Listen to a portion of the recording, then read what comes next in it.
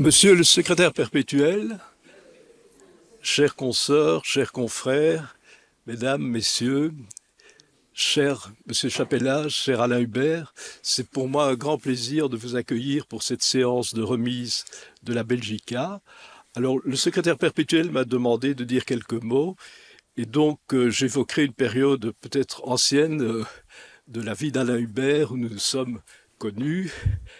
D'abord, le collège Saint-Hubert, qui était un lieu magnifique à Boitsfort, situé dans un parc. À l'époque, Boitsfort était une commune verte, et le collège était constitué de pavillons dans un très beau parc. Nous avons eu des enseignants remarquables, et en particulier, Alain, tu t'en souviens sûrement, André Bouillet, notre professeur de français. Évidemment, en gréco-latine, les mathématiques étaient diffusées, non pas à dose homéopathique, mais néanmoins à petite dose. Et avant de présenter l'examen d'entrée, il était assez naturel de s'inscrire en scientifique spécial. Et là, nous nous sommes retrouvés au collège Saint-Michel. Nous avons eu aussi un enseignant extrêmement remarquable, le père Pouleur, qui diffusait quelques préceptes, dont l'un que je n'ai jamais oublié: on peut appeler n'importe quoi, n'importe comment, à condition de prévenir et de s'y tenir. C'était réellement une des bases de son enseignement. Et grâce à la scientifique, Alain a réussi l'examen d'entrée, et nous nous sommes retrouvés dans un troisième lieu, de nouveau un parc, le parc d'Everley, où nous avons eu encore un enseignant tout à fait exceptionnel, d'ailleurs membre de notre compagnie, Jean Maouin. Et comme vous en doutez, son enseignement de l'analyse était absolument sans concession. Néanmoins, grâce à la préparation de la scientifique, nous avons pu le suivre avec fruit. Alors, j'arrêterai ici, puisque Alain était déjà un alpiniste fort réputé, et ce qui s'est déroulé après, tout le monde le connaît et ce sera retracé. Cher Monsieur Jérôme Chapelaz, c'est également un grand plaisir pour moi de vous accueillir. Et là, je voudrais évoquer un quatrième lieu, l'École polytechnique fédérale de Lausanne, qui est remarquable par la qualité de l'accueil, la qualité de la recherche. Mais je crois que je vais mettre fin à cette brève introduction et céder la parole à Monsieur le secrétaire perpétuel, Didier.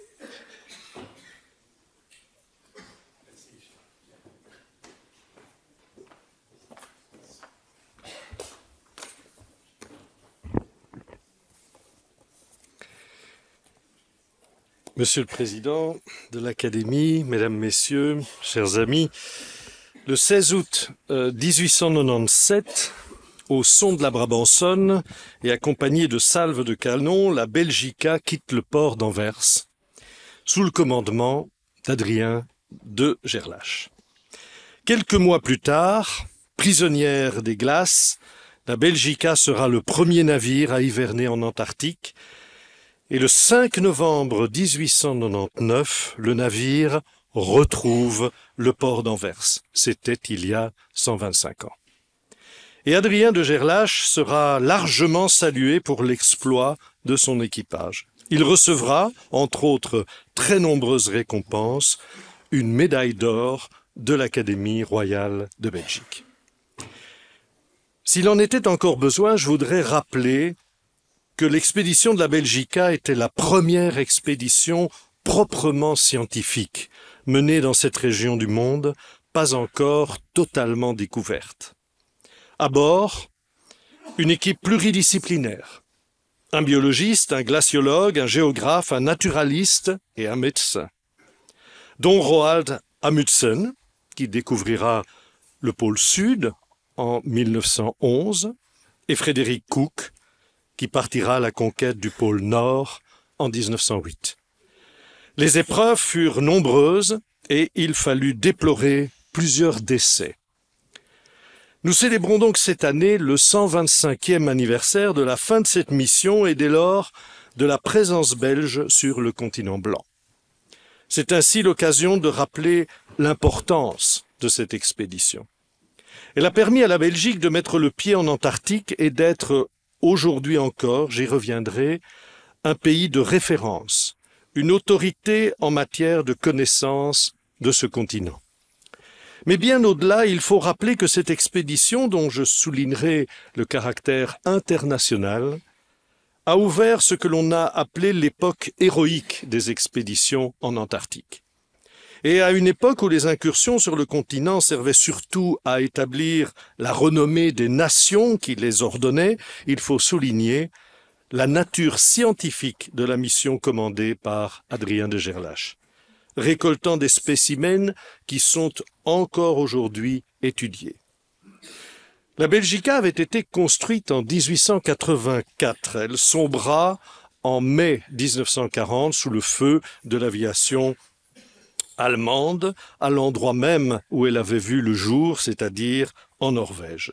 Mais bien avant cela, au retour de l'expédition en Antarctique, la Belgica fut vendue et avec le produit de la vente, un prix fut institué dans notre académie par arrêté royal du 20 mars 1904, afin de récompenser un ou une scientifique ou un groupe de recherche qui a consacré des travaux originaux à l'Antarctique, et cela sans condition de nationalité. Le prix ne fut en fait lancé qu'en 1959, par un prix exceptionnel d'ailleurs, décerné à l'expédition antarctique belge de 1957-1958, commandé par le baron Gaston de Gerlache, fils d'Adrien. Je cite: en témoignage de l'estime de l'Académie aux membres de cette expédition pour le courage et le pénible effort de recherche qu'ils ont accompli. Une cérémonie spéciale fut ainsi organisée le 2 mai 1959, quelques mois avant la signature du traité de l'Antarctique, il y a 65 ans aujourd'hui. Cette expédition, menée dans le cadre de l'année géophysique internationale, permit en fait la création de la base Roi-Baudouin, mais aussi la participation de la Belgique à faire partie des 12 pays signataires initiaux du traité sur l'Atlantique signé à Washington le 1er décembre 1959. Un traité remarquable, car, je vous le rappelle, il visait à réserver le continent à des actions pacifique dans l'intérêt de l'humanité. Et je pense aujourd'hui qu'il n'est pas vain de le rappeler. Nous célébrons donc cette année un double anniversaire.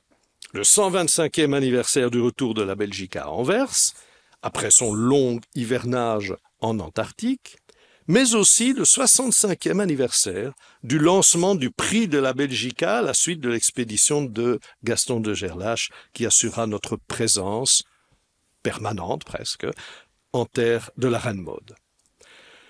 Vous comprendrez donc que l'Académie royale de Belgique ait souhaité cette année souligner tout particulièrement le mérite non seulement des scientifiques intéressés par l'Antarctique, mais également des explorateurs, de ceux qui ouvrent la voie et permettent, comme ce fut le cas à la fin du XIXe siècle, mais aussi en 1958, avec la construction de la base Roi-Baudouin, et plus récemment en 2007, lors de l'année polaire internationale, avec l'actuelle station Princesse Elisabeth, dont nous reparlerons évidemment abondamment aujourd'hui, ces explorateurs donc, qui permettent que la recherche se fasse et de la manière la plus efficace possible.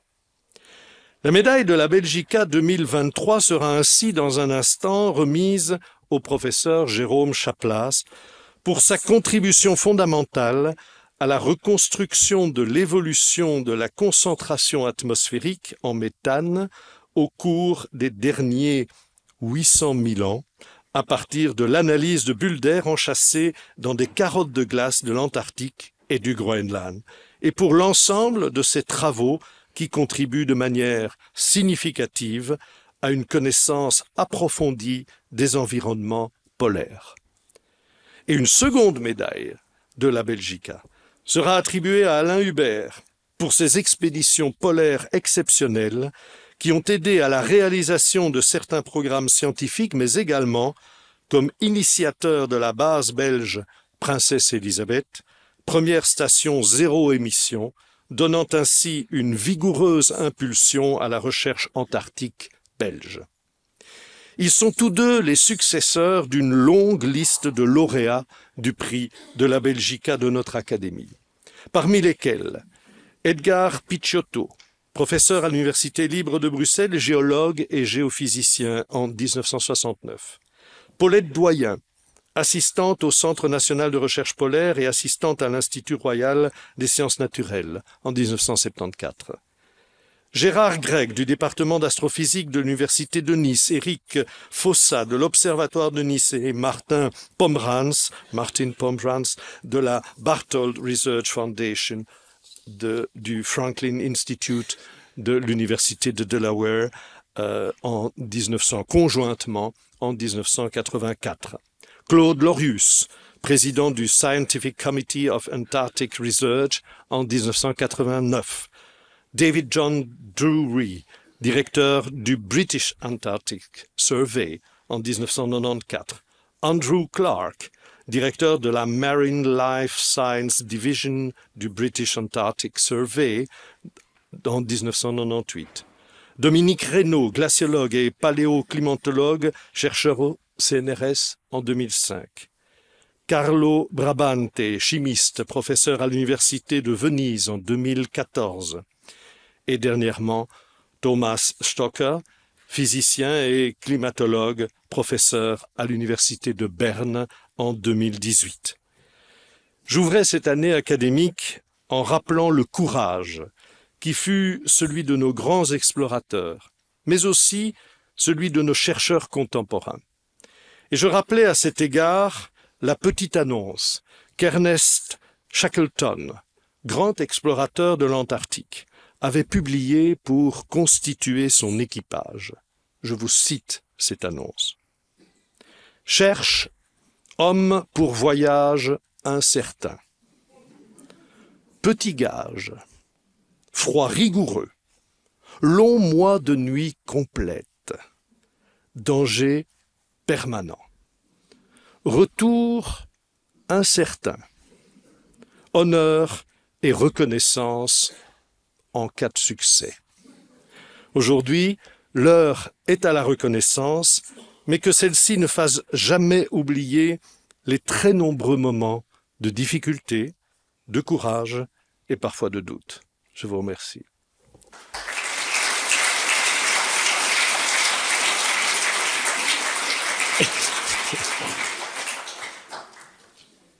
Et je cède la parole à mon confrère André Berger. Monsieur le Président de l'Académie royale de Belgique, Monsieur le Secrétaire perpétuel, Mesdames, Mesdemoiselles, Messieurs, chers consoeurs, chers confrères, j'ai le grand plaisir de vous présenter une des deux médailles de la Belgica de cette année, Jérôme Chapelasse. Jérôme Chapelasse est de nationalité française. Il est né en 1964 et a donc 60 ans, pas 59. Il a obtenu son doctorat en sciences, spécialité mécanique, en 1990 et un diplôme d'habilitation à diriger des recherches en 2002, diplôme tous deux obtenus à l'université Joseph Fourier de Grenoble. En 1990-1991, il a séjourné comme National Research Council Resident Research Associate au NASA Goddard Institute for Space Studies à New York. De 2018 à 2022, il fut directeur de l'Institut polaire français Paul-Émile Victor. En 2020, il a été promu directeur de recherche classe exceptionnelle au Centre national de la recherche scientifique. Le 1er novembre 2022, il a été nommé professeur ordinaire à l'École polytechnique fédérale de Lausanne avec une spécialité en observation environnementale en conditions extrêmes au sein de la section des sciences et ingénierie de l'environnement de la faculté environnement naturel, architectural et construit. Il assure en particulier la direction académique du nouveau centre Alpol, créé par l'EPFL, au sein du campus Valais-Wallis à Sillon, en Valais, regroupant 8 unités de recherche. Les contributions à la recherche scientifique de Jérôme Chapelas concernent les cycles biogéochimiques des gaz à effet de serre, les sciences polaires et la paléoclimatologie, et ce, à partir d'approches analytiques des carottes de glace. Elles ont débouché sur des résultats significatifs et donné lieu à un brevet sur l'analyse des gaz dissous dans un liquide. Elles lui ont aussi valu 2 bourses prestigieuses, une ERC Advanced Grant en 2011 et une ERC Proof of Concept Grant en 2016. En 2015, il fut l'un des initiateurs du programme international Ice Memory, visant à sauvegarder des échantillons de glace à forte valeur scientifique et qui disparaissent en raison du changement climatique, afin de les préserver en Antarctique au profit des générations futures de scientifiques. Il en est actuellement le président de cette fondation Ice Memory. Il a participé à 11 expéditions en Antarctique, 5 dans l'Arctique. Son expertise dans les environnements polaires couvrant les aspects à la fois scientifiques et logistiques. En 2012, de 2012 à 2015, il fut responsable du laboratoire international associé Vostok entre la France et la Russie.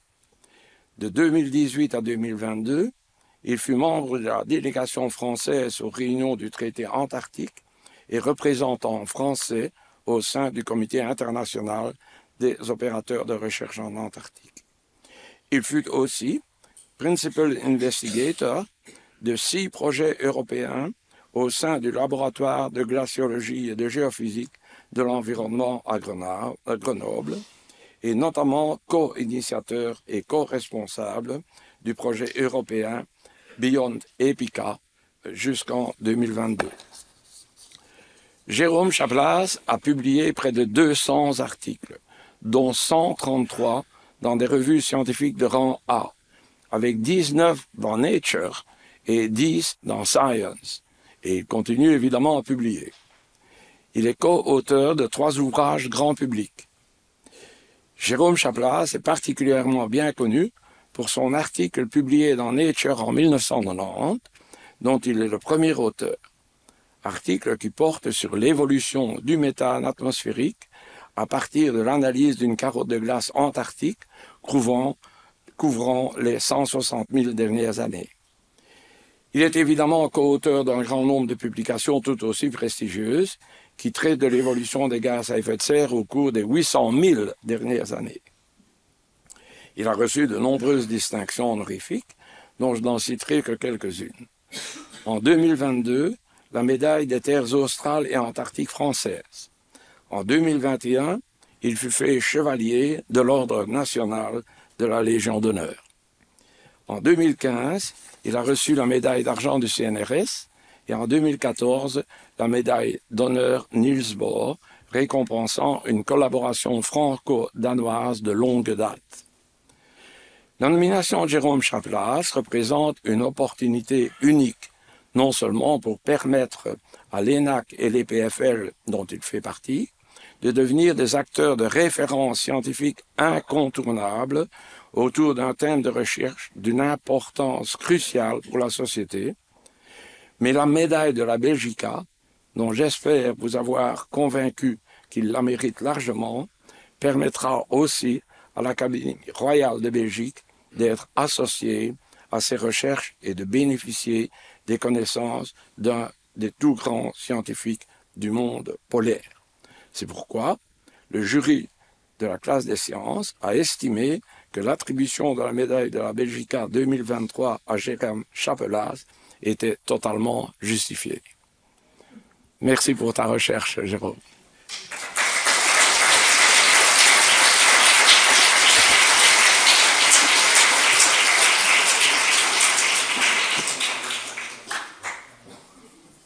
Maintenant, je vais céder la parole à Roland Souchet, qui va vous présenter Alain Hubert la deuxième médaille.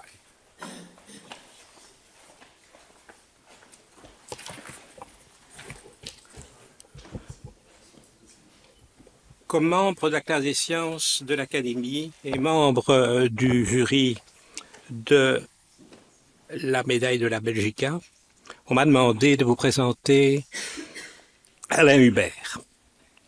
Alain Hubert est ingénieur civil de l'Université catholique de Louvain. Passionné de montagne et des régions polaires, il est guide qualifié. Il a gravi de nombreux sommets et notamment atteint l'altitude de 1450 mètres sans masque à l'Everest. Pour mémoire, l'Everest culmine à 8846 mètres. Il a en outre réalisé de nombreuses expéditions dans les régions polaires, en Antarctique, au Groenland et dans l'Arctique canadien. Il s'est toujours intéressé à l'aspect scientifique. Ainsi, il a récolté en de nombreux endroits de la neige lors de ses expéditions antarctiques pour contribuer à la connaissance géochimique des précipitations polaires. Toutes ces habiletés méritent à elle seule la médaille de la Belgica attribuée à un explorateur. Cependant, ce titre d'explorateur est un peu réducteur dans le cas d'Alain Hubert. En effet, il a été à l'origine de la création de la base antarctique belge Princesse Elisabeth. Première station antarctique, zéro émission. La Belgique est l'un des signataires du traité antarctique, mais elle n'avait plus de base depuis la fermeture de la base Roi-Baudouin. De ce fait, les scientifiques belges se trouvaient un peu en difficulté pour participer à des collaborations internationales relatives à ce continent. Grâce à son remarquable talent pour trouver l'argent nécessaire à la création de la base Princesse Elisabeth, il a vigoureusement donné une impulsion à la recherche antarctique belge. Le jury trouve dès lors que l'attribution de la médaille de la Belgica à Alain Hubert est totalement justifiée. Je vous remercie.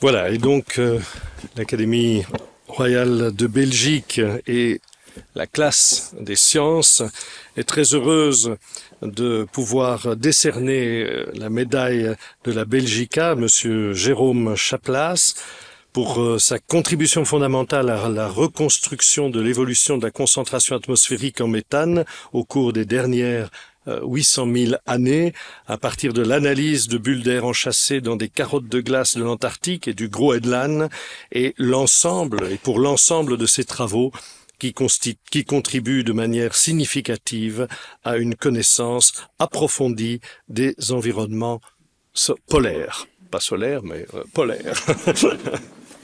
Voilà.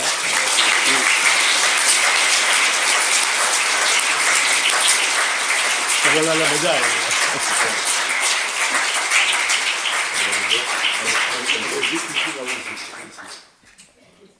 Voilà, super.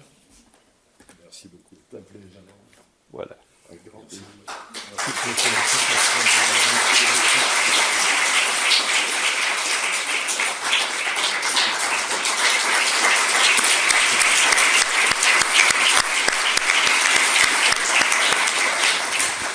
Et l'Académie royale de Belgique et sa classe des sciences est également très heureuse de pouvoir décerner le prix La Belgica, le second prix exceptionnel de cette année, à Monsieur Alain Hubert pour ses expéditions polaires exceptionnelles qui ont aidé à la réalisation de certains programmes scientifiques, mais également pour son rôle d'initiateur de la base belge Princesse Elisabeth, première station zéro émission, donnant ainsi une vigoureuse impulsion à la recherche antarctique belge.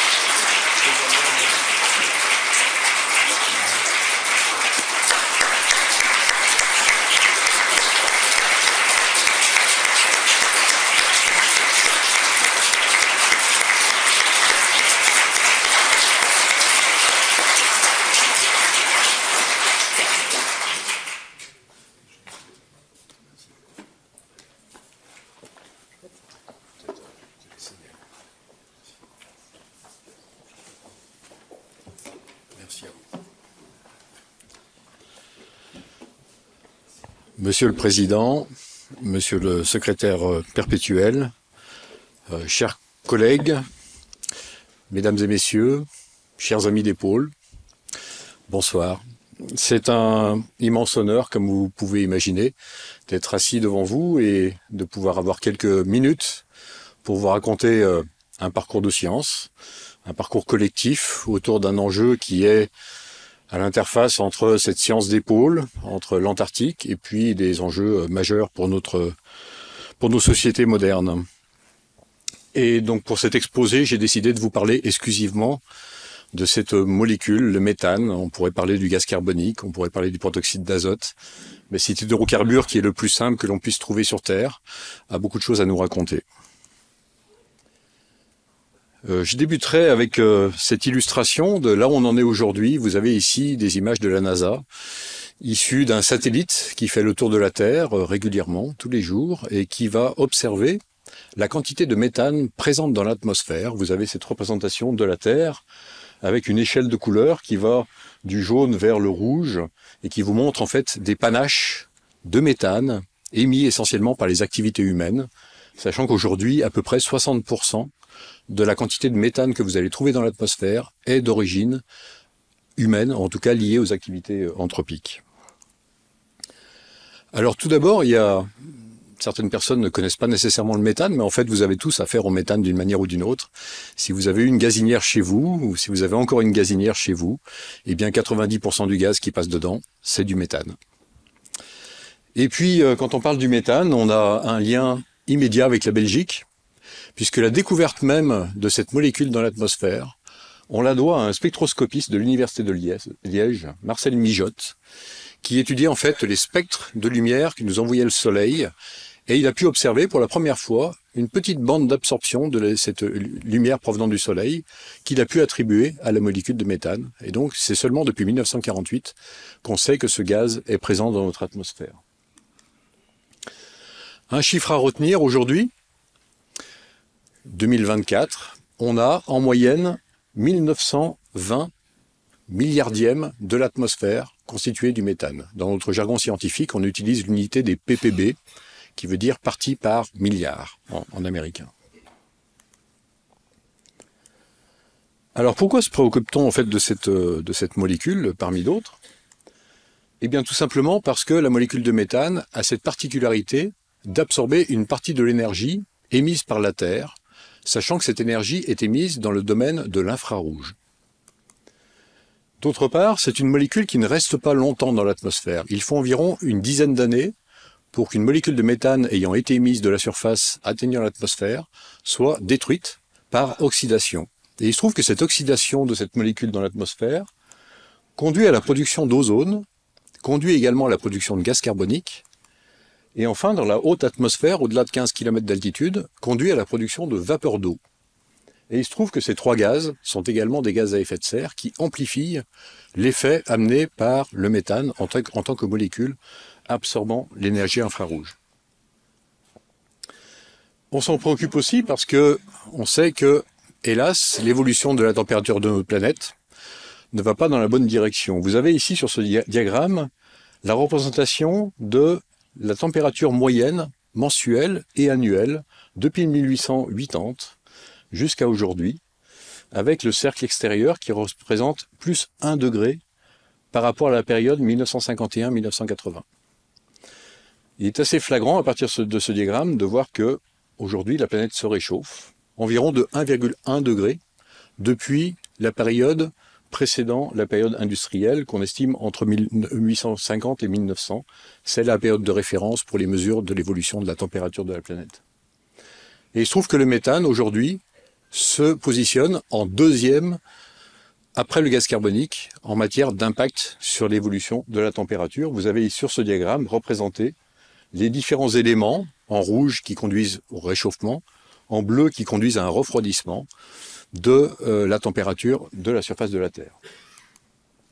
Et aujourd'hui, on estime, sur ces 1,1 degré de réchauffement supplémentaire observés depuis le 19e siècle, qu'environ 0,5 degrés sont attribuables à la molécule de méthane. Donc c'est une molécule importante pour les trajectoires climatiques futures et pour les contrôles que l'on peut mettre en place des activités humaines. Ce graphique vous représente notre connaissance de 40 années d'évolution de la quantité de méthane présente dans l'atmosphère depuis 1983, quand les mesures ont commencé, côté américain, par la National Oceanographic and Atmospheric Administration, jusqu'à ici, 2023, la dernière période où on a des mesures intégrées à l'échelle globale. Vous avez ici une représentation sur le globe de l'ensemble des stations sur lesquelles on s'appuie pour établir ces observations. Aujourd'hui, 75 stations à la surface de la planète, plus un certain nombre de navires qui conduisent des parcours réguliers, à partir desquels on peut documenter cette quantité de méthane présente dans l'atmosphère sur des points répétitifs.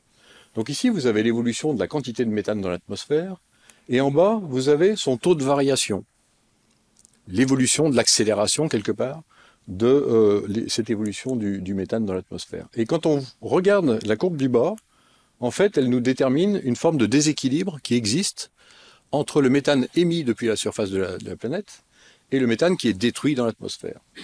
Et donc, quand on a un taux de variation qui est différent de zéro, ça veut dire qu'il y a un déséquilibre qui s'est mis en place. Si vous regardez ce graphique donc sur 40 ans, vous observez que la période entre 1999 et 2006 a pratiquement vu un arrêt de l'augmentation du méthane. Et puis depuis, on est revenu à des taux importants d'augmentation, avec notamment, vous voyez, ce pic assez important autour de 2021. Donc finalement, quels sont les enjeux aujourd'hui pour nous quand on étudie cette molécule? Le premier, c'est comment ce gaz, qui encore une fois est à l'état de quelques millièmes de milliardièmes de la composition de l'atmosphère, comment il va évoluer à l'avenir. Bien sûr, à partir des émissions de gaz à effet de serre, quels efforts nos sociétés pourront mettre en place de manière à réduire les émissions depuis la surface. Mais une question que l'on doit tous se poser, c'est dans un climat plus chaud, dans quelle mesure des processus naturels pourraient conduire à une amplification des émissions provenant de sources naturelles, amplifiant finalement le réchauffement climatique dû à l'activité humaine. On a la chance, nous, paléoclimatologues, de pouvoir apporter des éléments de réponse, et ce que je vais illustrer dans les quelques minutes qui suivent, puisqu'on a accès au passé à partir d'archives, à partir de sédiments. Et on peut donc étudier notamment l'évolution du bilan du méthane dans l'atmosphère, en utilisant cette matière première extraordinaire que l'on peut récupérer notamment au pôle, notamment en Antarctique, qui est constituée des carottes de glace carottées à travers le glacier. Ces carottes de glace, en fait, nous fournissent des sortes de capsules d'atmosphère fossile qui vont pouvoir nous renseigner sur la composition de l'atmosphère au cours du temps. Alors, ces carottes de glace, on a la chance qu'aujourd'hui, il existe des méthodes indirectes pour remonter à la composition de l'atmosphère, mais là, on a vraiment quelque chose qui correspond très directement à la composition de l'atmosphère au moment où les bulles se sont fermées. J'illustre avec ce graphique qui vous représente une espèce de coupe à travers le glacier. La surface est ici, à 0, et puis on descend à environ 150 mètres de profondeur. Et à la surface, on va rencontrer de la neige avec une densité assez faible, de l'ordre de 0,3, 0,4, donc constituée de solides mais avec beaucoup de porosité.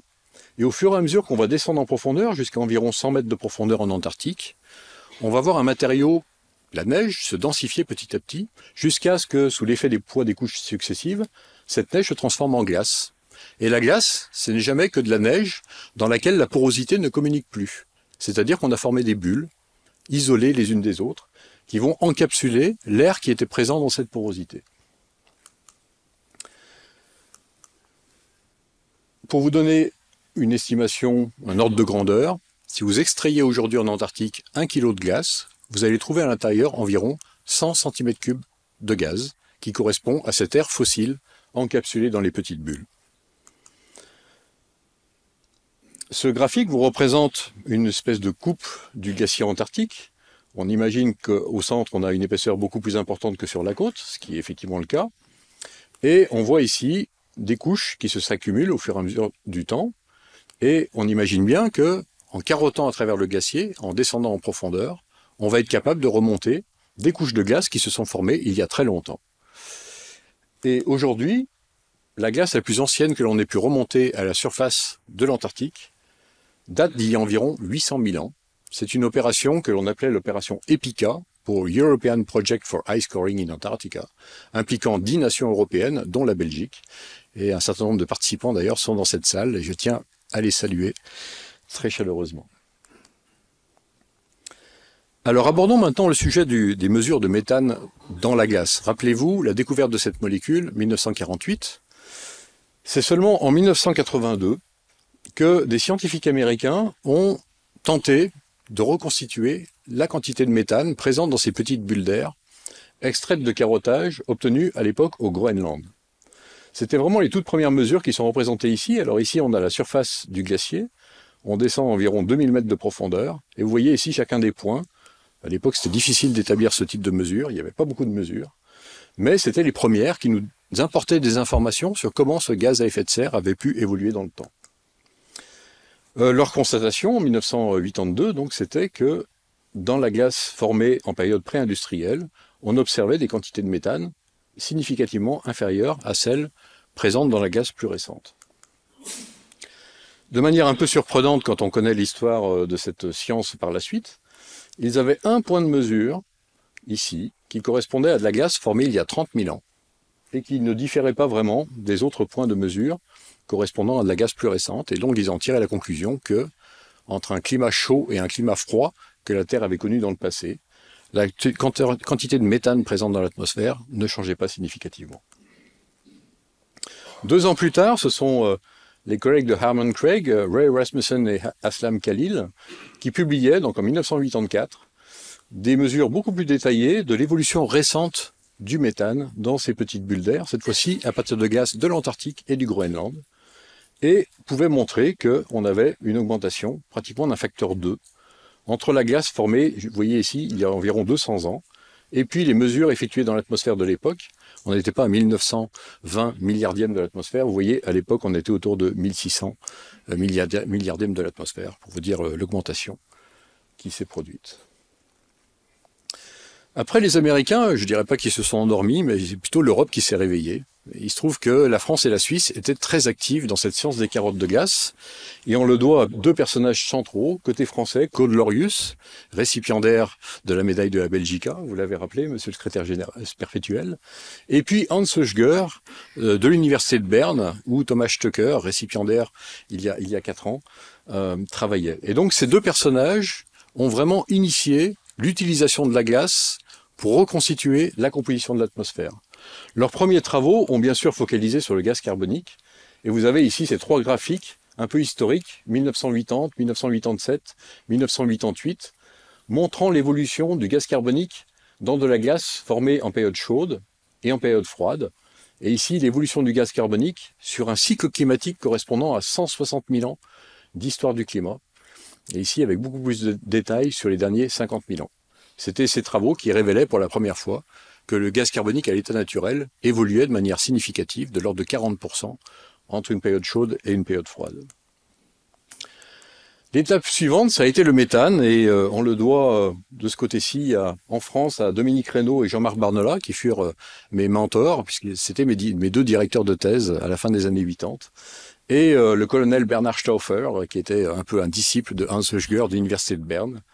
Et avec eux, nous avons lancé l'étude du méthane, un peu plus détaillée que ce que les Américains avaient pu faire. Alors on a été collègues, on a été évidemment compétiteurs, et en fait on a sorti 2 articles dans Nature à 1 mois et demi d'intervalle. Nos collègues suisses ont été un petit peu plus rapides que nous. Le 28 avril 1988, ils publiaient ces résultats obtenus sur le carottage de Bird en Antarctique et de Dive 3 au Groenland, montrant que le méthane dans l'atmosphère, entre la période froide ici et la période chaude ici, avait quasiment doublé.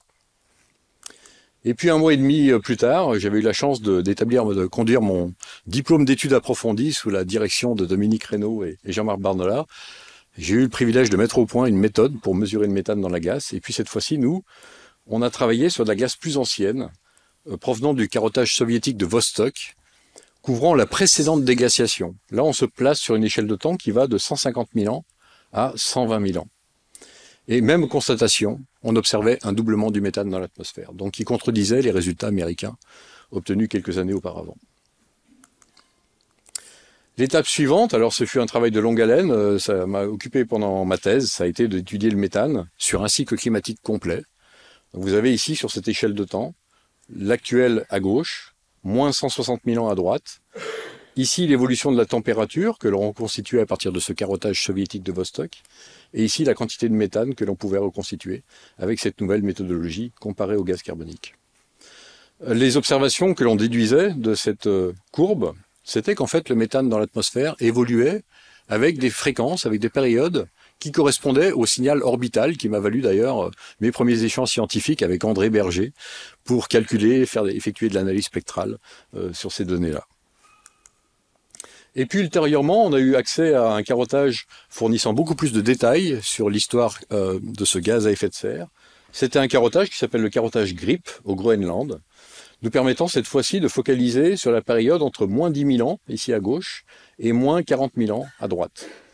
Et pour la première fois, on observait que, alors qu'au Groenland, des événements climatiques extrêmement abrupts étaient observés dans les isotopes de l'eau, le méthane répondait également. C'était la première fois qu'on avait un signal, n'étant pas produit directement par le Groenland, qui nous montrait que ces événements climatiques rapides, qui se produisaient à une échelle de temps millénaire, trouvaient une réponse dans le cycle global du méthane. Et donc, quelle conclusion essentielle on a tiré de ces deux travaux successifs, à travers le carottage de Vostok puis le carottage de GRIP? Tout d'abord, c'était le rôle climatique joué même par le méthane dans cette évolution climatique naturelle. On arrivait à la conclusion que seulement environ 0,15 degrés Celsius de ce réchauffement entre une glaciation et une période chaude était attribuable au méthane, alors que c'était environ un demi-degré attribuable au gaz carbonique. Mais on observait également que le cycle naturel du méthane présentait une forte sensibilité à l'évolution naturelle du climat, que ce soit à l'échelle orbitale comme à l'échelle millénaire. Et à partir de notre connaissance du cycle de ce gaz à effet de serre, selon les observations récentes, on en déduisait que probablement l'évolution du cycle hydrologique, l'humidité des sols en région tropicale, pouvait expliquer l'essentiel de l'amplitude des variations que l'on observait, à la fois à ces échelles de temps orbitales et aux échelles de temps millénaires. Alors ce fut une première étape qui fut évidemment étendue très largement grâce à plusieurs opérations de carottage profond qui ont été conduites pendant les 20 années qui ont suivi. Vous avez ici une représentation de la carte de l'Antarctique et du Groenland avec les principaux sites de carottage sur lesquels on a pu remonter de la glace avec différents degrés de détail. J'ai eu la chance à travers ma carrière de pouvoir travailler sur l'essentiel de ces carottages, notamment à travers de nombreuses collaborations internationales avec les Russes, avec les Japonais, avec les Australiens, avec les Britanniques. Et puis également côté groenlandais avec les Danois. Mais je dirais que le carottage qui m'a probablement le plus occupé, c'est le carottage russe, soviétique au début, et puis russe ensuite, à la station Vostok, l'endroit où on a enregistré la température la plus froide sur Terre, avec moins 89,6 degrés Celsius, moins 89.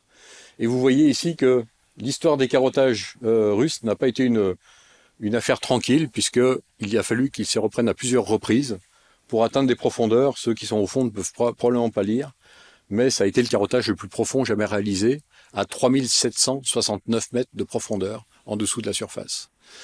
Alors toute cette glace de 3769 mètres n'est pas exploitable pour reconstituer la composition de l'atmosphère, mais on a pu utiliser les premiers 3300 mètres pour reconstituer 400 000 ans d'histoire du climat et de la composition de l'atmosphère.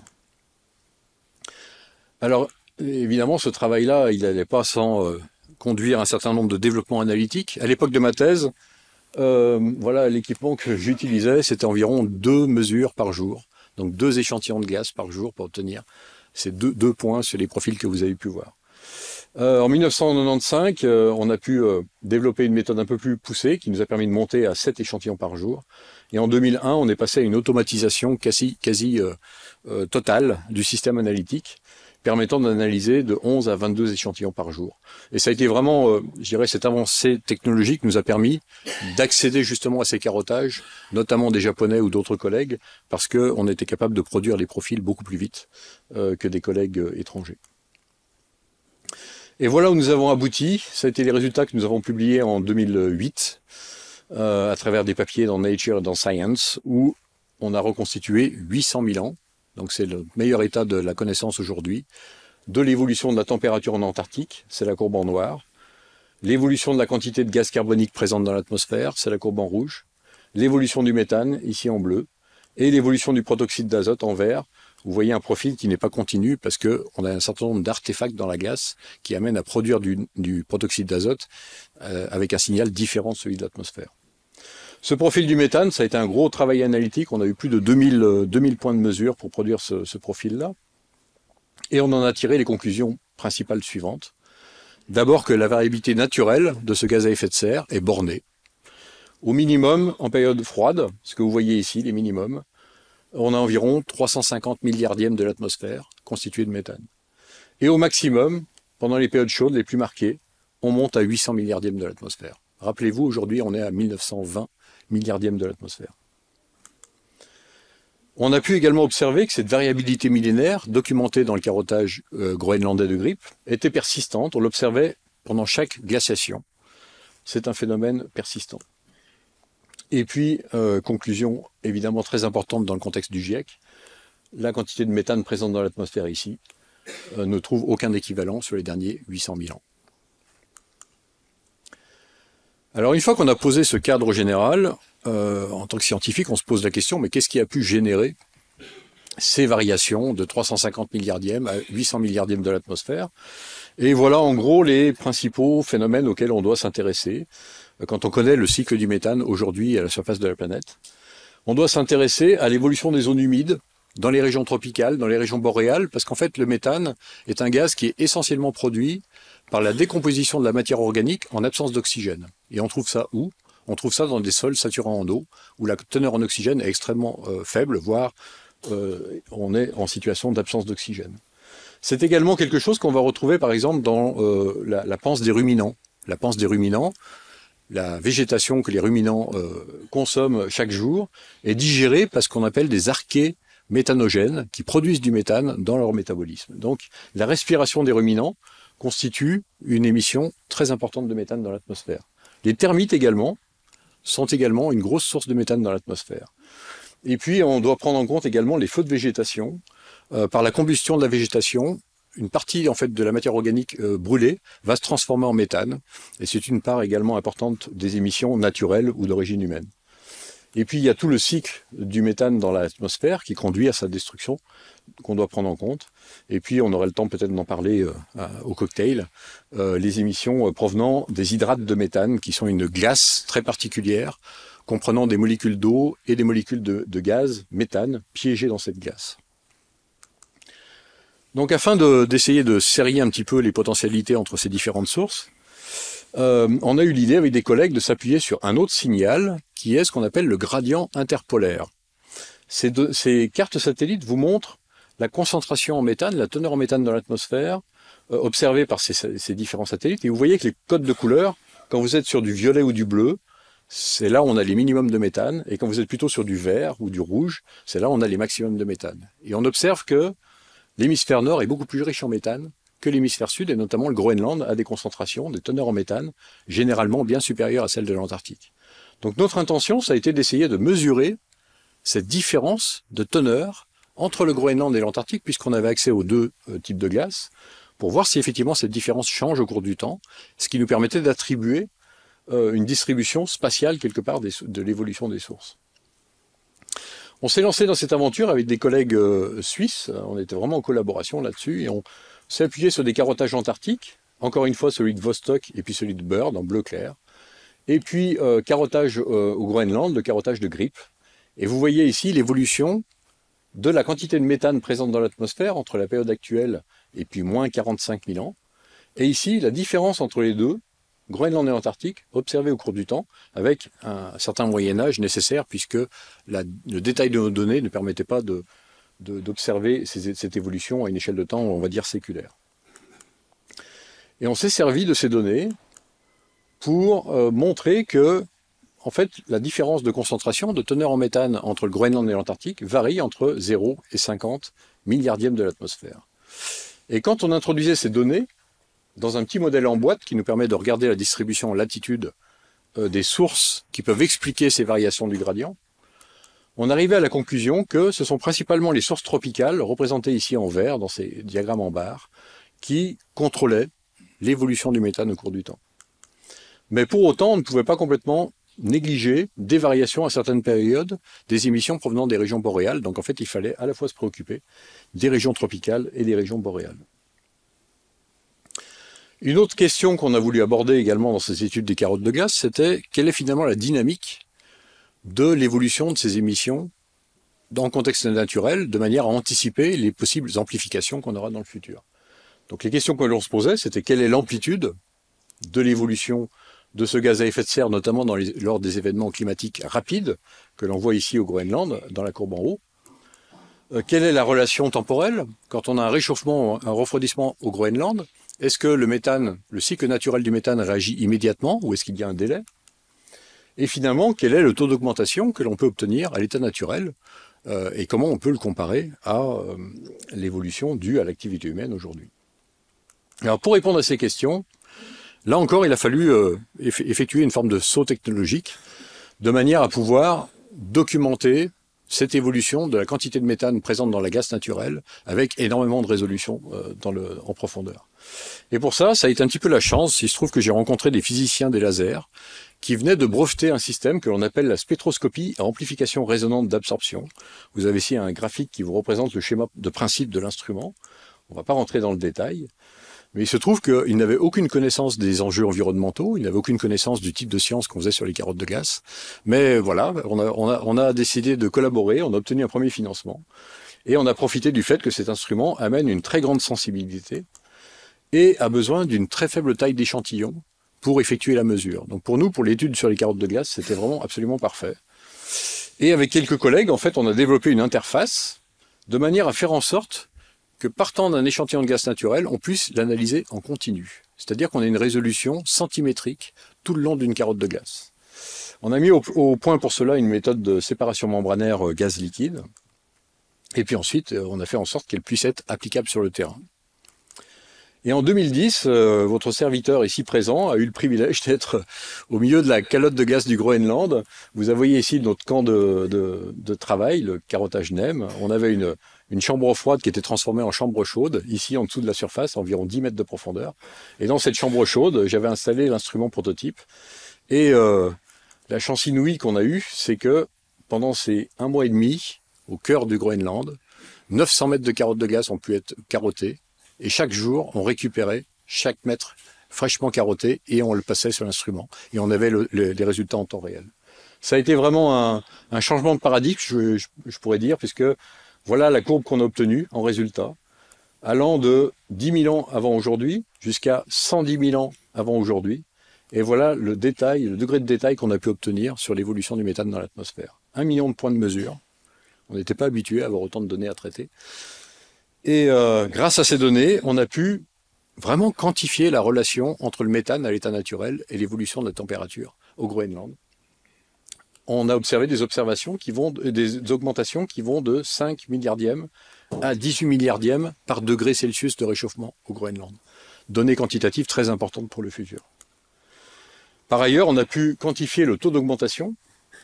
Et vous voyez ici, par exemple, sur cet événement, on monte à 2,5 milliardièmes par an, quelque chose de tout à fait comparable à ce qu'on a pu observer dans les années 2000 à 2005, dans un régime où l'évolution de ce gaz est essentiellement due aux activités humaines. Donc c'était vraiment une démonstration que le cycle naturel de ce gaz à effet de serre peut amener une amplification importante dans le futur. En résumé, quelles sont les leçons qu'on a tirées de ce travail-là? Ça peut être résumé essentiellement par ces éléments-là. La variabilité naturelle du méthane atmosphérique sur des échelles de temps correspondant au quaternaire peut atteindre un facteur 2. On observe une variabilité à la fois aux échelles de temps orbitales, c'est-à-dire plusieurs dizaines de milliers d'années, jusqu'à des périodes de temps submillénaires. On observe une quasi-synchronicité avec l'évolution de la température au Groenland, ce qui nous dit que ce gaz à effet de serre, à l'état naturel, répond très rapidement à un changement de température. On a pu observer des taux d'augmentation qui atteignent les niveaux bas de ce qu'on observe aujourd'hui dû à la perturbation anthropique. Et puis, j'ai pas le temps évidemment de rentrer ici, mais entre nos mesures de gradient interpolaire et puis des mesures des isotopes du méthane, les isotopes du carbone et les isotopes de l'hydrogène, on a pu arriver à la conclusion que l'évolution de l'humidité dans les régions tropicales était vraiment le facteur principal qui contrôlait les évolutions que l'on a pu documenter auparavant. Mais qu'en même temps, on devait prendre en compte ce qui se passait au niveau des marécages boréaux et potentiellement des feux de biomasse. Pour terminer, je crois que le temps est compté, quels sont les enjeux au pôle pour le futur du méthane? Je pense que ça peut être résumé par une phrase, c'est mieux documenter les processus qui sont à l'interface entre la cryosphère et la biosphère, dans un contexte où l'Arctique se réchauffe extrêmement rapidement. Il faut savoir qu'aujourd'hui, en moyenne, l'Arctique se réchauffe 3 à 4 fois plus vite et plus fort que ce qu'on observe à l'échelle globale. Et il se trouve que je continue à contribuer sur ce volet de la recherche, non plus par l'étude des carottes de glace, mais par l'interface entre ce qu'on a pu apprendre des carottes de glace et puis l'océanographie. Et là, clin d'œil à Roland Souchet, puisque je te rappelle, cher Roland, qu'avec Régina Lorrain et puis Jean-Louis Tison ici présent, en 2006, on publiait cet article dans Geophysical Research Letters, indiquant que dans la glace du fond du carottage, dans la glace du fond du carottage de Grip, au Groenland, au cœur du Groenland, on observait des quantités de méthane absolument énormes. Vous avez ici l'échelle de profondeur, on est entre 3022 mètres de profondeur et 3028 mètres de profondeur. C'est vraiment le fond du carottage au cœur du Groenland. Les teneurs normalement que l'on observe dans les bulles, c'est ici, on est proche de zéro, vous voyez. Et là, on montait à des teneurs qui étaient 10 000 fois les niveaux atmosphériques. Alors on a beaucoup discuté de l'origine de ce gaz, on a pu mesurer notamment les isotopes du carbone, du méthane, qui nous montraient que c'était une source biologique. Et donc on est arrivé à la conclusion que probablement aujourd'hui, sous la calotte de glace du Groenland, est présente des quantités très importantes de gaz carbonique, ici, et également de méthane. Et toute la question que l'on a le droit de se poser, c'est dans un contexte de réchauffement climatique, avec un Groenland qui perd de sa masse, est-ce qu'on va voir des émissions de méthane qu'on n'avait pas du tout anticipées arriver dans notre atmosphère? Et là, dans 15 jours, en fait, je pars au sud-ouest du Groenland, sur un site situé ici, près de Narsaq et de Qaqortoq, qui sont deux communautés importantes à l'échelle du Groenland. La ville de Qaqortoq, il y a 3000 habitants. Je vous rappelle que le Groenland, c'est 57 000 habitants, donc c'est une immense île peu peuplée. Et en fait, on va travailler dans deux fjords qui sont près de ces deux communautés. Un fjord dans lequel, en fait, le glacier flotte sur l'océan, et un fjord dans lequel le glacier est posé sur le continent. Et en fait, je vais utiliser un instrument qu'on a développé dans le cadre des deux projets ERC dont faisait mention André, qui nous permet de mesurer dans l'eau, in situ, en temps réel, en profondeur, jusqu'à potentiellement 1000 mètres de profondeur, la quantité de méthane dissoute dans l'eau. Et on va déployer cet instrument de manière à déterminer si, aujourd'hui, depuis les eaux de fonte qui proviennent du dessous de ces glaciers, on a des quantités importantes de méthane qui peuvent contribuer à l'évolution de ce gaz dans l'atmosphère. Voilà, je terminerai ici juste pour un mot de remerciement, bien sûr à André et Roland pour leur proposition. Je trouve admirable que le prix, la médaille de la Belgica ait été co-attribuée entre Alain et moi à cette interface entre l'exploration et la science. Et puis des noms prestigieux ont été rappelés par monsieur le secrétaire perpétuel auparavant. Voilà, vous avez cette photo qui illustre la communauté qui travaille sur la science des carottes de glace. Je pense, Jean-Louis, tu dois te retrouver quelque part sur cette photo. C'était à Porquerolles, le premier meeting de la communauté internationale des carottes de glace. On se retrouvait pour la première fois. Plus de 200 participants et vraiment un très très beau moment. Et donc je souhaite d'abord rendre hommage à ceux qui sont disparus, hélas, qui nous ont montré la voie. Bien sûr, l'équipe gaz, comme on l'appelait, du laboratoire de glaciologie à Grenoble, mes collaborateurs du laboratoire des sciences du climat et de l'environnement, dont Jean Jouzel, avec qui nous avons travaillé pendant ces décennies sur ces carottes de glace. Évidemment, beaucoup de doctorants et de post-doctorants, tout ce travail analytique, ce travail d'interprétation, ça s'est fait par des jeunes générations qui ont continué pour certains. Les soutiens techniques, on l'a évoqué, et je pense que la mémoire d'Adrien de Gerlache nous le rappelle. Travailler dans ces environnements-là, ça demande un soutien technique particulier, ça demande un soutien logistique particulier. Les équipes de l'Institut polaire français, Paul-Émile Victor notamment, les opérateurs logistiques internationaux. L'équipe avec qui je travaille désormais à l'EPFL, très dynamique, avec cet bel état d'esprit helvétique avec lequel j'apprends à travailler. Il faut un peu changer son état d'esprit quand on est français et qu'on débarque en Suisse. Les récipiendaires des carottes de gaz de la médaille de la Belgica, monsieur le secrétaire perpétuel les a listés, mais voilà, soulignons que Claude Lorius, Dominique Reynaud, Carlo Barbante et Thomas Stocker étaient tous des collègues et sont tous des collègues qui ont travaillé sur les carottes de gaz. Et puis, bien sûr, je tiens à souligner le soutien indéfectible de ma famille, Isabelle ici présente, nos 3 enfants, mes parents disparus, sans lesquels on ne pourrait pas conduire ce travail. Merci à vous.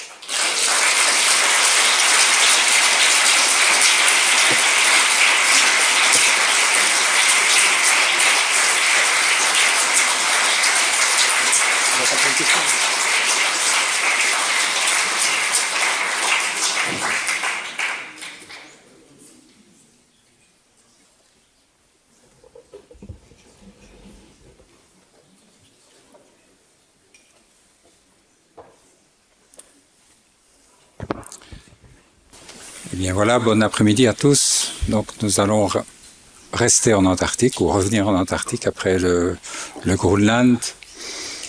Un continent, comme vous le savez, de 14 millions de kilomètres carrés, on en a parlé tout à l'heure, qui a vu il y a 125 ans donc l'expédition de la Gerlache, et monsieur le secrétaire perpétuel nous avait donc rappelé un peu l'histoire de ce pays, la Belgique, un tout petit pays mais qui a une histoire, une véritable histoire et peut-être un rôle aussi de pionnier dans cette recherche. Après l'expédition d'Adrien Gerlache, 50 ans après, c'est la Belgique avec son fils Gaston qui a construit la base Roi-Baudouin et c'est ainsi que 50 ans plus tard, donc il y a quelques années, lors de l'année polaire internationale, nous sommes retournés en Antarctique pour différentes raisons importantes et qu'à la requête des scientifiques, nous avons construit une nouvelle station dans cet endroit un peu isolé de l'Antarctique de l'Est qui présentait un intérêt important pour les scientifiques et donc nous avons construit une station non plus au bord de la côte mais à 220 km au bord des montagnes avec un accès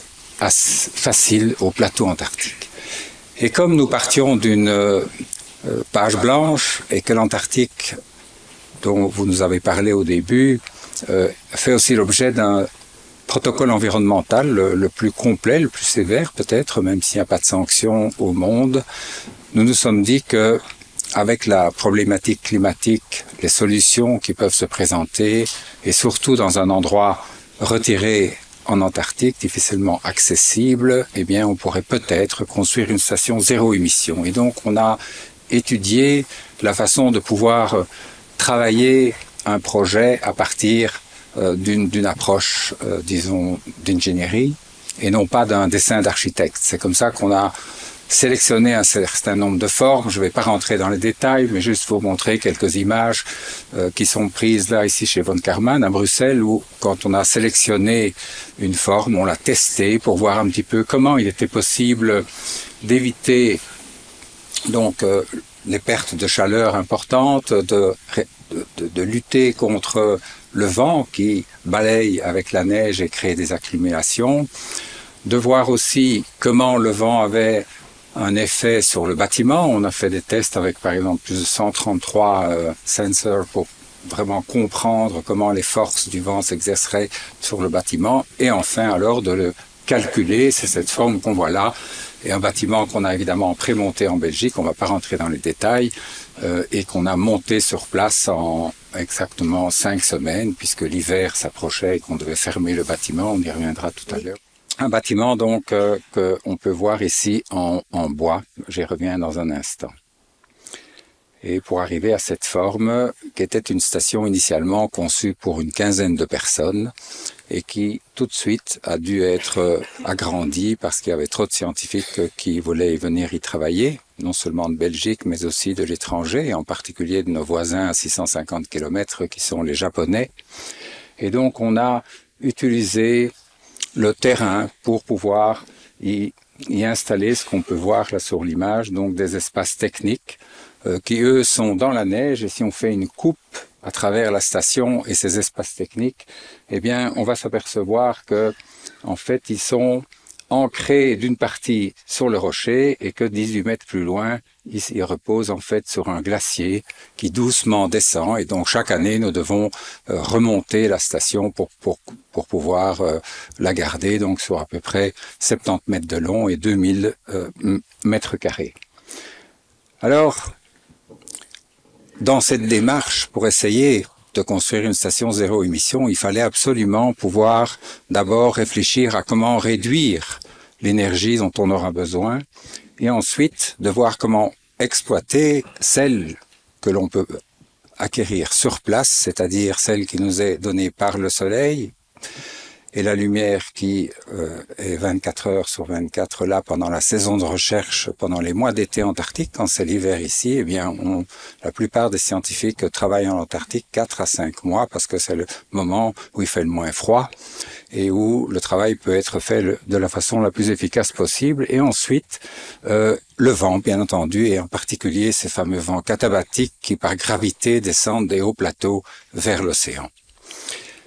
Ensuite, au niveau des besoins principaux, il y a évidemment le chauffage, on en conviendra puisqu'il fait froid, et puis il y a l'électricité puisque tout fonctionne à partir de l'électricité. Au niveau du chauffage, eh bien, on est parti sur un principe qu'on connaît maintenant ici même dans nos pays, c'est des bâtiments passifs, d'un souci qu'on a eu, et je vous rappelle qu'au début, la station était conçue pour une quinzaine de personnes, de construire un bâtiment compact, de travailler pour réduire les ponts thermiques. C'est pour ça qu'on a utilisé le bois. Moi-même, je suis ingénieur en construction et donc c'est une matière que je connais bien. Et on peut voir ici, donc on a utilisé en fait 2 parois en bois à l'intérieur et à l'extérieur de 7 et 9 cm qui sont reliés par des bâtons en bois également avec une isolation de 53 cm et au niveau du sol de 80 cm pour essayer carrément d'annuler tous les ponts thermiques dans la station. D'ailleurs, après 2 jours, quand on arrive, on la préchauffe quelques jours avant, eh bien, on éteint le chauffage parce que ça n'est plus nécessaire d'avoir du chauffage, rien que la présence des gens et la façon dont on a construit. Donc, ici, on peut voir la station. Au cœur technique se trouvent les ordinateurs, les batteries, le traitement des eaux initiales et une chaleur qui rayonne petit à petit autour dans les espaces comme on appelle humides, c'est-à-dire la cuisine, la salle de bain, les toilettes et enfin les espaces de vie essentiels que sont la cuisine, les bureaux et quelques chambres. Ensuite, c'est un bâtiment passif et on peut le voir, disons là-bas à droite, il y a forcément un échange entre l'air froid qui rentre et qui croise l'air chaud qui est évacué avec une régulation par rapport à la concentration au CO2 et qui permet de réguler la température. La deuxième chose qui nous préoccupait, c'était de voir comment nous allions pouvoir gérer l'énergie pour pouvoir avoir une station zéro émission et qui, vous savez, l'énergie renouvelable est une énergie qui n'est pas toujours disponible et que nous savions que nous devrions pouvoir faire face à ces moments-là et donc un peu changer l'habitude que nous avons en général par rapport à l'énergie qui ici, dans la mesure où on est relié au réseau, bien entendu, on peut utiliser à tout moment et quand on veut. Et donc d'abord, rappeler que, comme je vous le disais, l'énergie en Antarctique, eh bien, on peut la prendre à partir, d'une part, des éoliennes, et on en a 9 de 6 kW qui sont des éoliennes un peu particulières, puisque les alternateurs, en fait, font face au vent et les pales peuvent se replier en fonction de la force du vent. Et puis, la deuxième chose sont les panneaux thermiques, on verra tout de suite qu'on produit beaucoup d'énergie avec les panneaux thermiques et ensuite les panneaux photovoltaïques.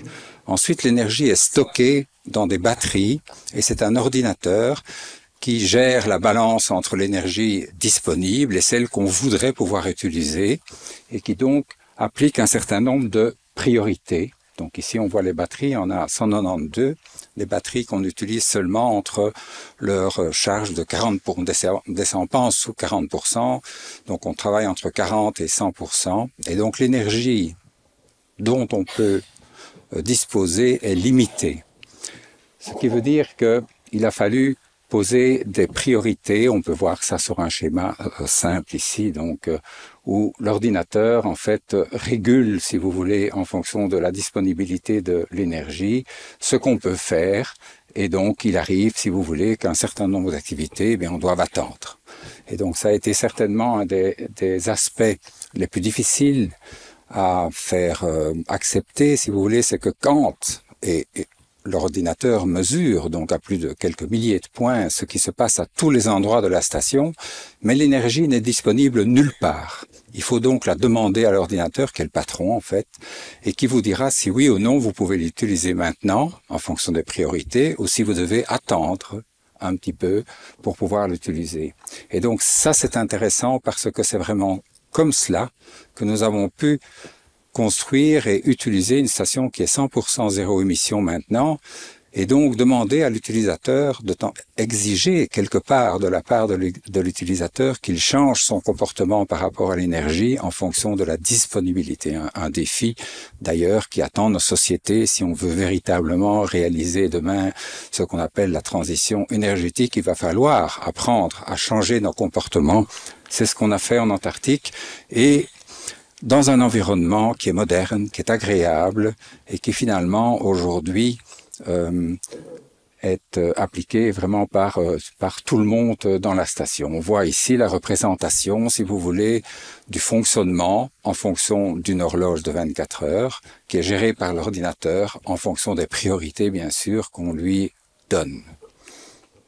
Alors, en gros, voilà les chiffres de la saison qui vient de se terminer. En été, évidemment, il y a plus de soleil et donc on voit que quasi la moitié de l'énergie est produite en fait par les panneaux photovoltaïques. Le vent produit à peu près 30% de l'énergie en été et les panneaux thermiques, disons, contribuent à peu près à 20-25% de l'énergie qu'on peut créer pour, par exemple, faire fondre la neige pour avoir de l'eau, pour la chauffer, etc. Donc on a essayé au cours des années, depuis 15 ans, d'optimiser en fait l'énergie et la lumière qui est en Antarctique 24 heures sur 24 pour pouvoir augmenter la disponibilité en énergie. Et je dois dire qu'aujourd'hui, c'est vrai que on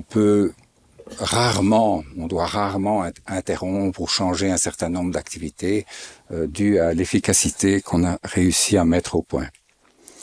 Alors ça nous donne, si vous voulez, ce sont des chiffres de l'année passée qui nous donnent une idée sur une année. On voit ici de février, mars, c'est la fin de la saison d'été. Ensuite, en hiver, on remarque à gauche, c'est l'énergie qui est produite avec le soleil, l'énergie photovoltaïque.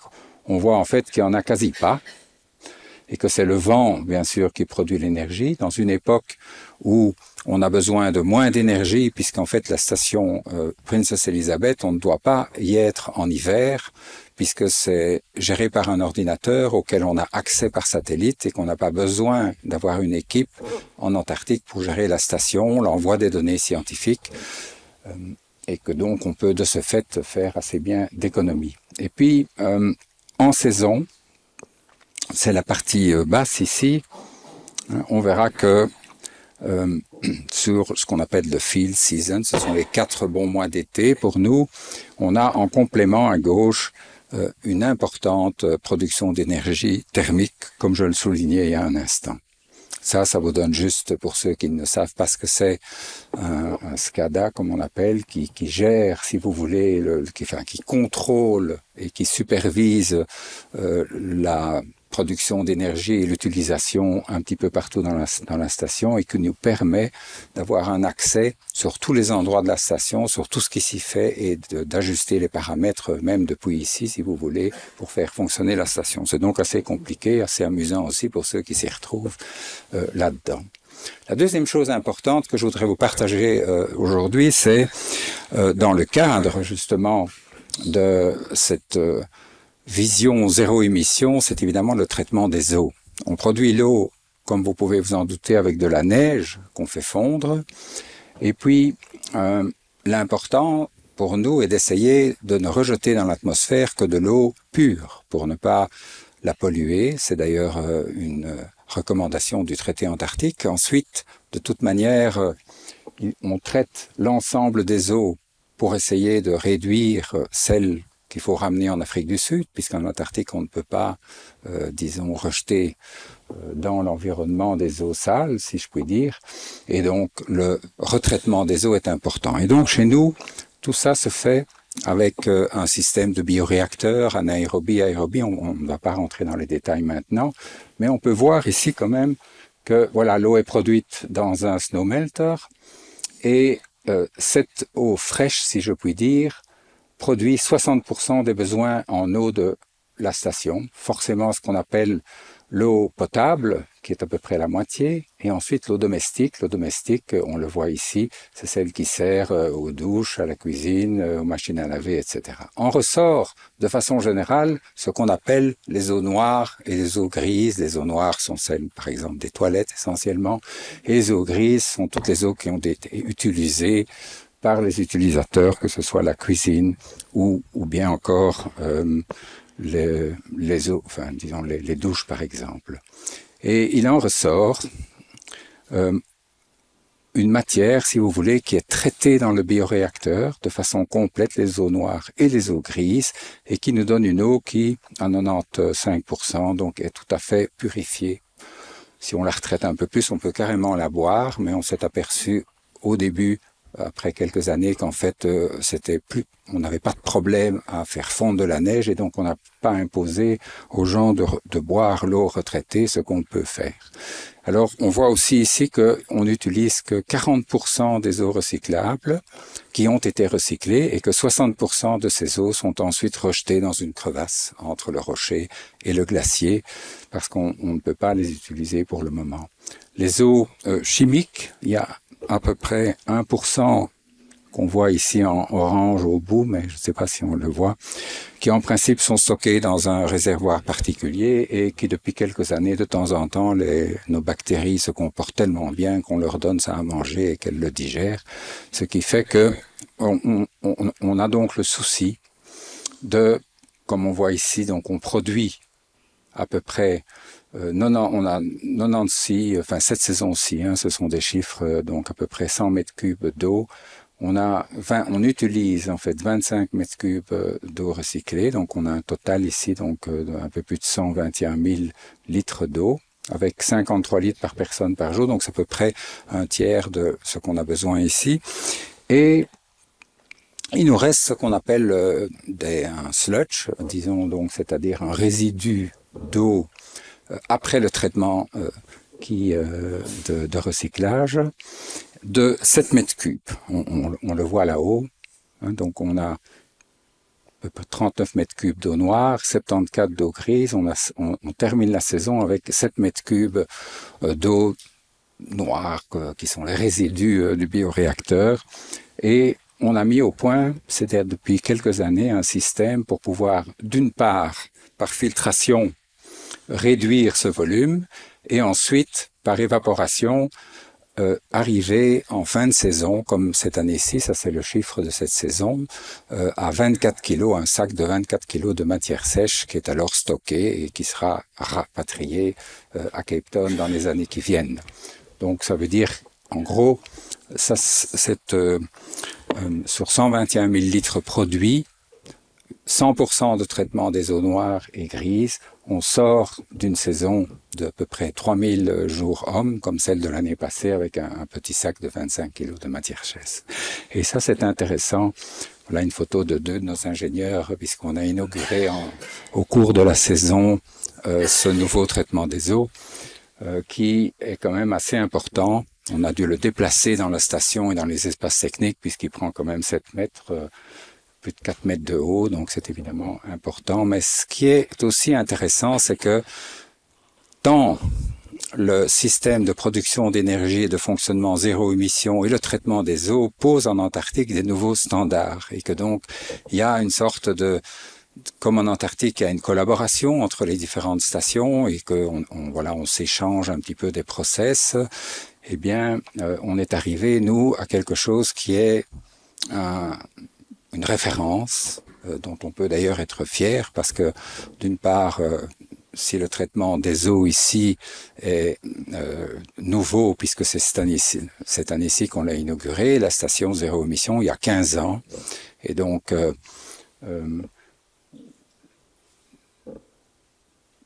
voilà, il n'y a encore personne qui a fait ce qu'on a fait, donc on dit on a un petit pays, la Belgique, mais on est quand même bon. Et donc voilà, et je trouve que c'est pas le fait d'être bon qui est important, c'est plutôt le fait, si vous voulez, que ça crée une dynamique. Et c'est ça qui est intéressant aussi au niveau de ce que nous apportons en tant que logisticiens en Antarctique, c'est qu'il y a un partage d'informations, une volonté d'essayer de collaborer aussi et de faire avancer cette préoccupation environnementale dans le fait que finalement, si on peut le faire là-bas, ben, ça veut dire que quelque part, on peut aussi le faire ici à condition de bien vouloir changer nos comportements. Voilà une autre photo du SCADA, c'est pour juste vous montrer. La dernière chose, je l'ai mentionné, c'est que comme la station est reliée par satellite à nos contrées, ben, nous pouvons gérer la station sans problème depuis la Belgique. Et donc, il nous reste à donner un nom à l'ordinateur pour pouvoir dire que ça n'est pas Summer Station, mais que la station est une station permanente également, ce qui est quand même le cas, on est au XXIe siècle. Et donc, après cette brève présentation sur ce qu'est la station et ce qu'elle apporte véritablement à la communauté internationale, le concept de production et de gestion d'énergie, et le traitement des eaux, reste qu'une station, ça sert à supporter la science. Et que c'est pour ça qu'on est là-bas, c'est à partir d'une station que les scientifiques peuvent rayonner dans une partie, je l'ai mentionné, de l'Antarctique de l'Est qui est particulièrement intéressante pour la communauté scientifique aujourd'hui. Et donc on voit ici, avec une échelle, vous pouvez voir que depuis la côte jusqu'au plateau derrière la station, il y a à peu près 500 km. On travaille sur un territoire qui fait à peu près 6 fois la Belgique, en tout cas.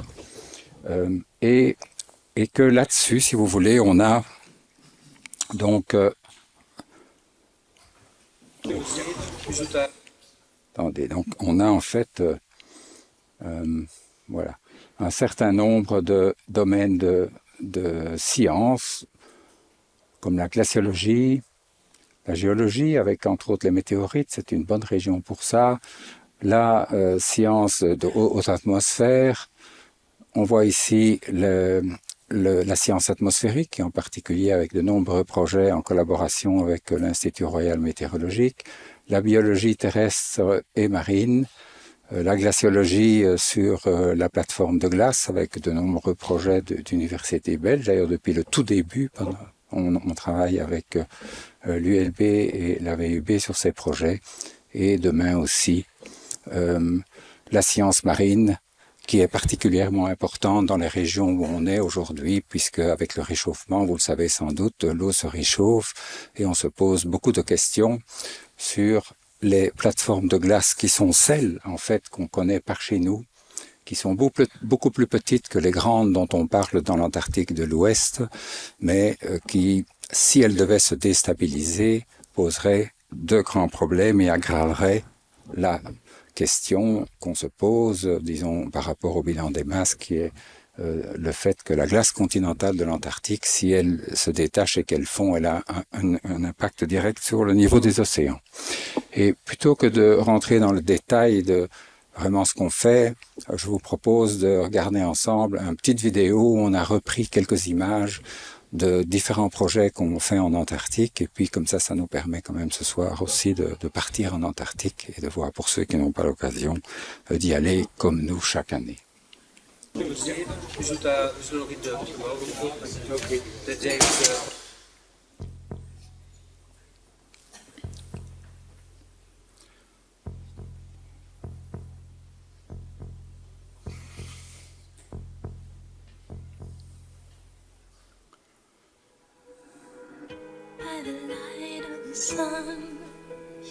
Il y a une dizaine d'années, dans les rues de Bruxelles, donc j'étais attiré par un enfant qui disait « Allons Dixie, mais tire, voyons !» Et Dixie a été un de mes compagnons d'expédition, et donc il y avait deux petits gamins dans un quartier populaire qui tiraient une caisse de fruits avec une corde, et ils jouaient à l'explorateur polaire dans les rues. Et ce jour-là, ma vie a changé parce que je me suis dit, maintenant j'arrête tout ou bien je vais plus loin. Et donc voilà, ça a été le début pour moi de l'International Polar Foundation. Et j'ai découvert le rôle de la science polaire en particulier dans la compréhension du système Terre.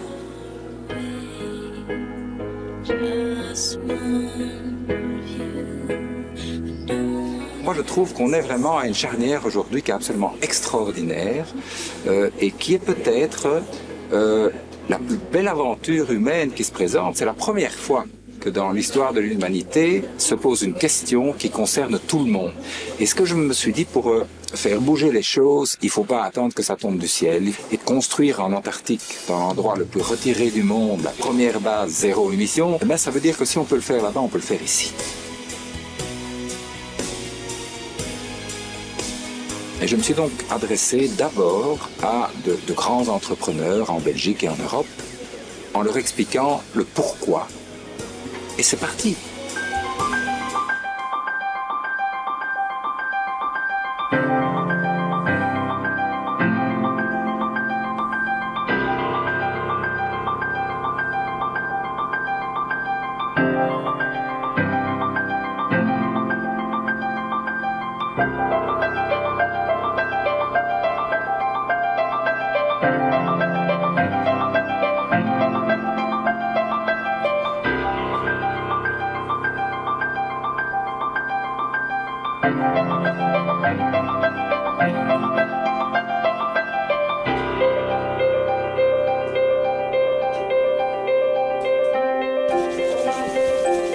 We won't be too long because it's quite cold here, and we would like to allow everyone to visit the station. Doucement.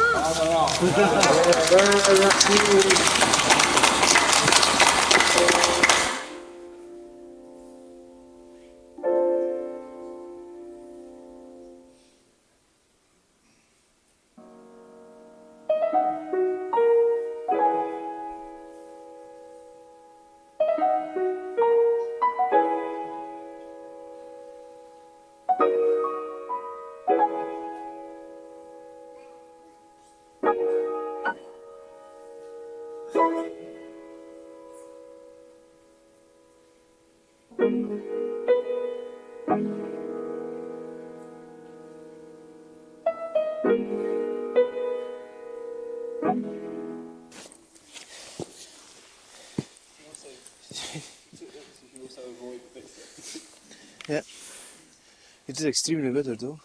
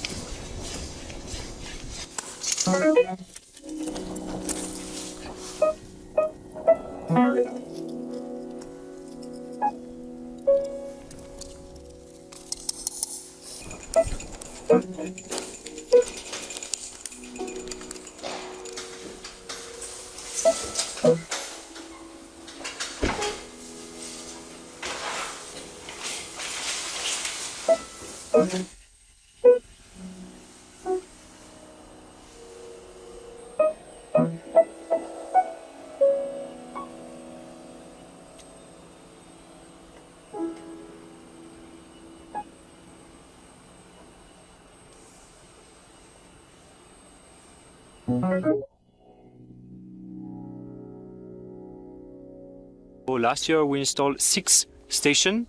One is here at the Princess Elizabeth Research Base, and the other 5 are installed remotely in the mountains, in the surrounding mountain that you see behind me. And over there are rocks, and the seismometer is sitting on the rock itself, and it's connected to a box where we have our data logger and the electronics and the batteries, and next to this box we have solar panel, because the idea is to record continuously the ground vibration for the whole year.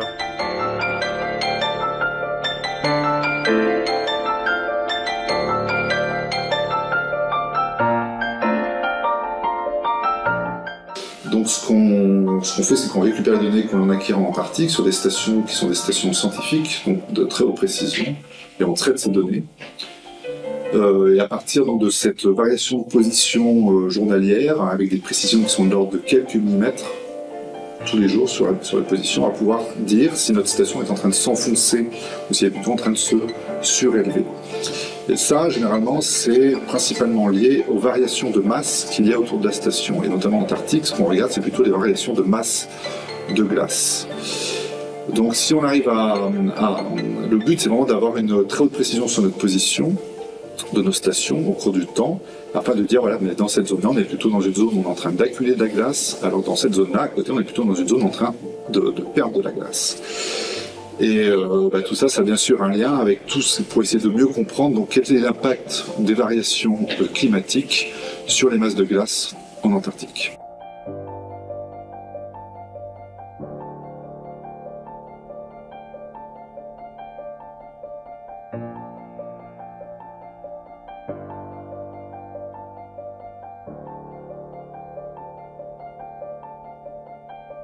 Bien vu dans notre tranchée de 2 mètres de haut, qu'on a réalisé du coup dans les conditions les plus propres possibles pour éviter toute contamination métallique ou contamination humaine, pour vraiment avoir quelque chose de très représentatif et des échantillons vraiment de neige la plus pure possible, celle qu'on trouve vraiment en Antarctique. Alors quel type d'échantillon est-ce qu'on a pris sur cette tranchée, parce que c'est déjà fait ici pour éviter la contamination, c'est que niveau par niveau, on a prélevé en fait différentes mesures et ces différents niveaux, on espère en fait qu'ils seront représentatifs de soit de quelques mois ou en tout cas d'une certaine période de temps.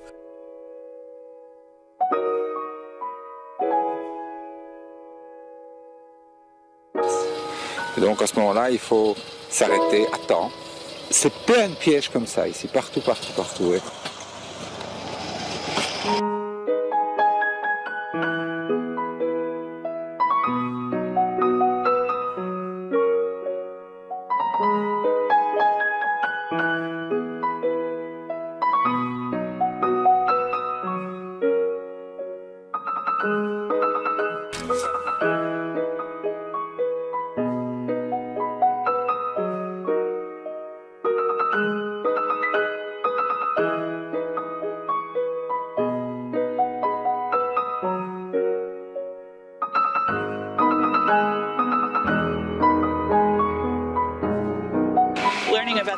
Étudier la salinité et la température de l'eau permet de comprendre comment l'océan affecte la calotte glaciaire. Ici, en passant sous la banquise et en allant éroder la plateforme de glace derrière nous.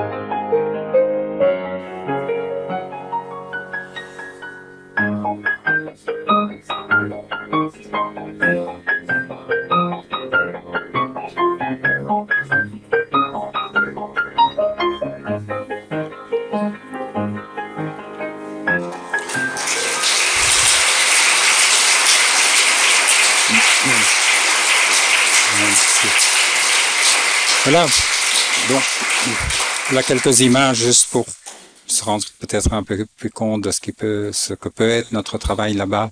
Et je voudrais la dynamique qu'on a pu mettre en place avec tous les scientifiques un peu de Belgique, mais du monde entier aussi, qui viennent avec leurs idées, leur travail a fait qu'en fait la station Princess Elizabeth, c'est un premier pas vers une nouvelle station et une logistique aussi dans cette région. Vous pouvez voir que vers à 60 km de la station, suite aux événements mondiaux aussi, à la guerre en particulier et aux problèmes logistiques qui peuvent se poser, on a aujourd'hui un aéroport sur la glace qui s'appelle Perseus à 60 km, qui est d'ailleurs le 6e en Antarctique, mais le premier complètement fonctionnant avec des énergies renouvelables.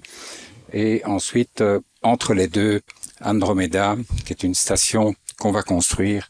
Alors voilà Perseus, juste pour vous donner une idée, qui donne à la Belgique un accès indépendant, permanent également, et beaucoup moins cher, avec plus de sécurité à sa station, parce qu'actuellement on dépend d'autres pays à plus de 500 km pour avoir à atteindre la station.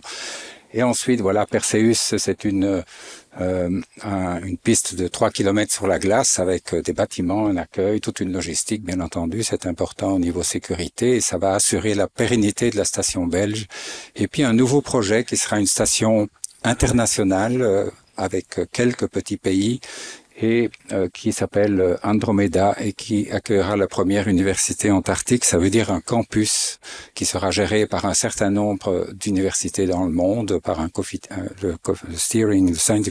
comité scientifique qui gère ça.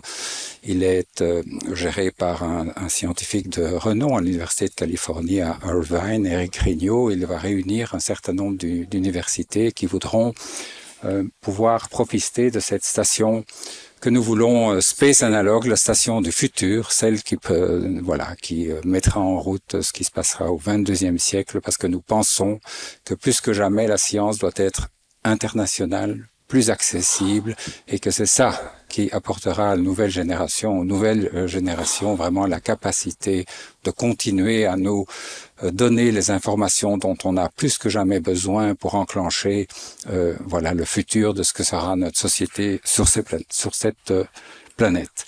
Voilà, je voudrais juste terminer en remerciant d'abord André Berger et Roland Souchet, qui sont ceux qui m'ont ouvert les yeux, qui m'ont fait comprendre l'importance de la recherche polaire en Antarctique. Et puis, ensuite, tous les scientifiques qu'on a la chance de croiser en Antarctique et que nous essayons de supporter au mieux. La Fondation Polaire Internationale est une plateforme entre sciences et société pour essayer d'expliquer pourquoi la science est importante, mais aussi pour essayer de faire de son mieux pour supporter les scientifiques sur des terrains, vous l'avez vu, qui sont difficiles, avec des enjeux plus que jamais importants, une technologie aussi de plus en plus importante. C'est une aventure pour laquelle, et il y en a quelques-uns dans la salle, je souhaite les remercier parce que ça nous motive à nous qui sommes logisticiens et essayons de supporter la science. Un projet qui est aussi celui de la Fondation et de tous ceux qui depuis plus de 20 ans travaillent avec nous pour pouvoir réaliser ça. Donc c'est un travail d'équipe pour lequel aussi je souhaiterais en particulier remercier Kiki, mon épouse, avec laquelle j'ai démarré la Fondation il y a maintenant 20 ans.